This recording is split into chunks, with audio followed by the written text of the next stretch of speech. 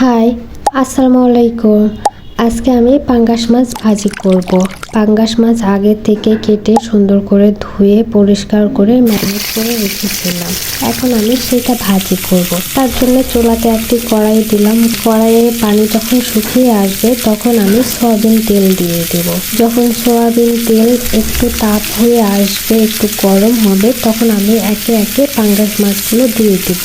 এখানে আমি প্রথমে পাঙ্গাস মাছের মাথাটি দিলাম, তারপর লেজটা দিলাম। একে একে আমি সবগুলো দিয়ে দিলাম, চাকা পেটি সবগুলো। এখন আমি সুন্দর মতো জাল দিয়ে আমি এগুলো ভেজে নিব। এখানে মাছগুলো আমি সব ডোবা তেলে ভাজবো, একদম সুন্দর মতো কড়মড়া করে ভেজে নিব।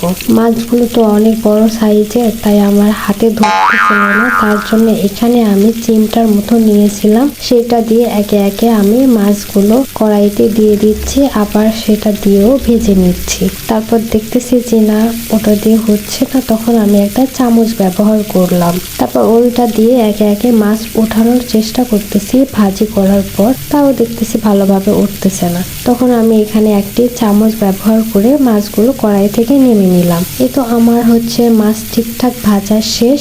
এখন যেই তেলগুলো দেখতেছেন, এই তেলগুলো আমি অন্য জায়গায় ঢেলে নিব, কারণ এত তেলে যদি তরকারি রান্না করি তাহলে সেটা স্বাস্থ্যের জন্য ভালো হবে না, আর তেলেরও অপচয় হবে। তাই তেলটা আমি অন্য জায়গায় ঢেলে নিলাম। এখন আমি এই এতটুক তেলে তরকারিটা রান্না করে নেব।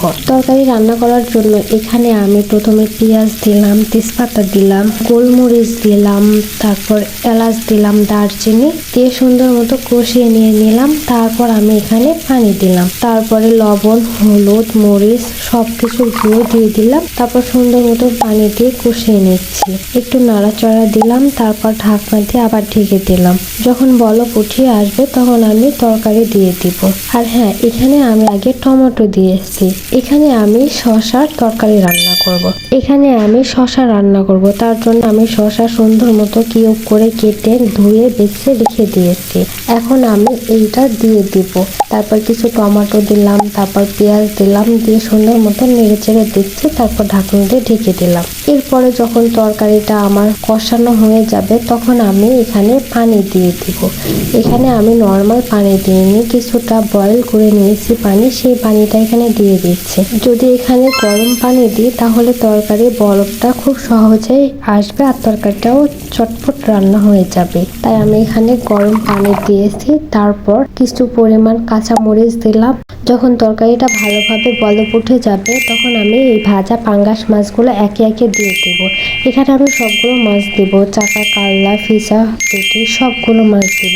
দিয়ে সুন্দর মতো বলক উঠে গেলে তখন আমি রান্নাটা নামিয়ে নেব। এখানে আপনারা চাইলে এই মাছ ভাজি না দিয়ে এমনি ম্যারিনেট করে মাছগুলো ঝোলে দিতে পারেন।